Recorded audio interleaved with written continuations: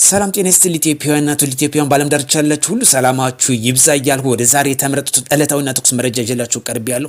በሁለቶች ጄኔራል ሰጣ ገባ ውስጥ የገባውን ምስል ይዤላችሁ ቀርቤያለሁ። በትናንትናው ዕለት ላስታውሳችሁ ጠቆም አድርጌላችሁ ነበር።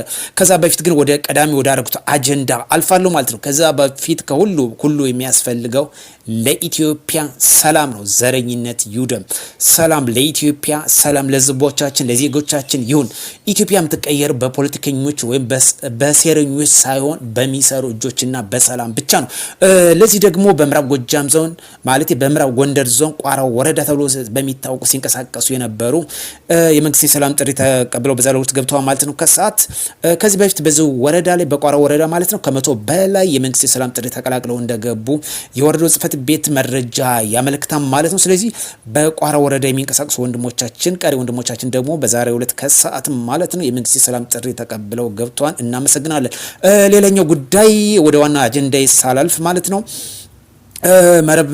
መረጃ የሚባለው 17 ድረስ የሚደርሰው የሚሊሻና አድማ ብተና ወደ ፋኖ ተቀላቀሉ የሚል መረጃ ሲያዘዋወር ተመልክቼ ነበር። እሱን በተመለከተ እንደው ትንሽ ላውጋ ብዬ ነው እሱን እና ወደ ዋናው አጀንዳችን እንመለሳለን። መረጃ በፊት አስታውሳለሁ፣ እንደውም በንቃት ከታተላቸዋለሁ አንዳንዶችን መረጃ። በጎርጎራ ሪዞርት እንግዲህ ሄሊኮፕተር ተመታ ወደቀች። ፋኖ ብርጌድ መጥቶ እንደ ጣላት መግለጫ ሲሰጥ ነበር። ቀዳሚ ግንባር ቀደም ሆኖ በመምጣት ይህ መረጃ በሶሻል ሚዲያ ከለጠፈ በኋላ ብዙ የሶሻል ሚዲያ አንቂባዮች እንግዲህ ተቀብለው ሲቀባበሉት እየተመለከቱ ነበር። ነገር ግን ከማስተባበያ ከመስጠት ውጭ ከዛ ያዘለለ መረጃ ሳይሆን የውሃ ሽታ ሆኖ ቀርቷል ማለት ነው። ከዚህ ጋር ተያይዞ ደግሞ በትናንትናው ዕለት ወደ 17 የሚደርሱ የሚሊሻና አድማ ብተና የፋኖ ትግል ተቀላቀሉ እየተባለ እንግዲህ ሶሻል ሚዲያው ላይ ለጥፎ እየታዘቡት ነበር።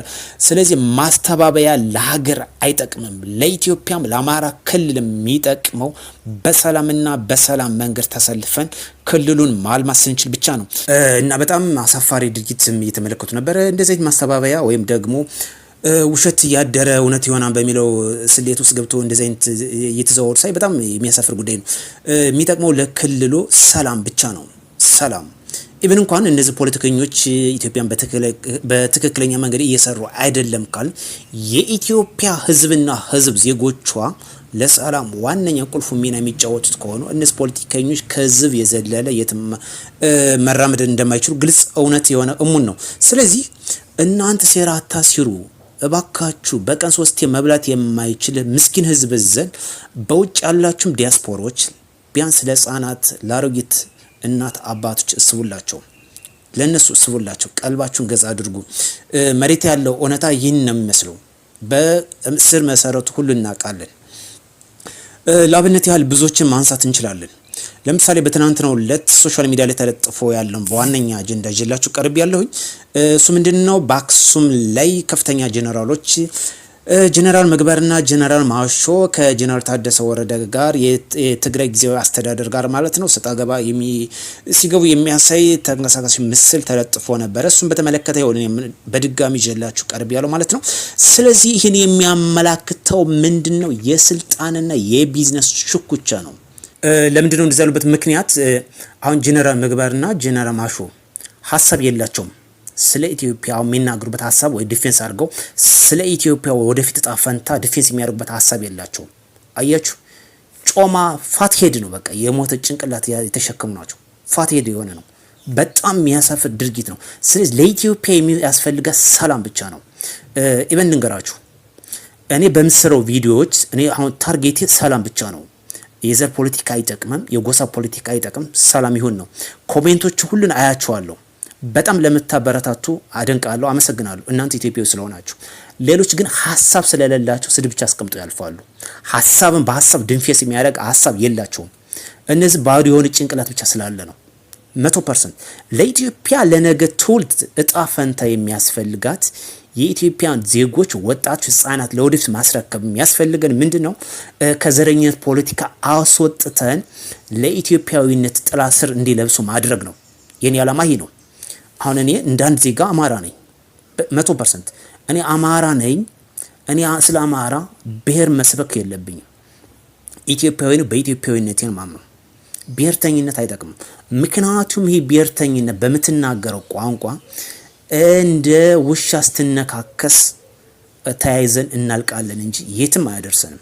በዚህ ደግሞ የት የደረሱ ሀገሮች ከታሪክ መማራችን በቂ ነው። ያን ታሪክ ዛሬ ደግሞ በእኛ ላይ አፕላይ አድርገን ከድህነት ላይ ሌላ ድህነት መልበስ የለብንም።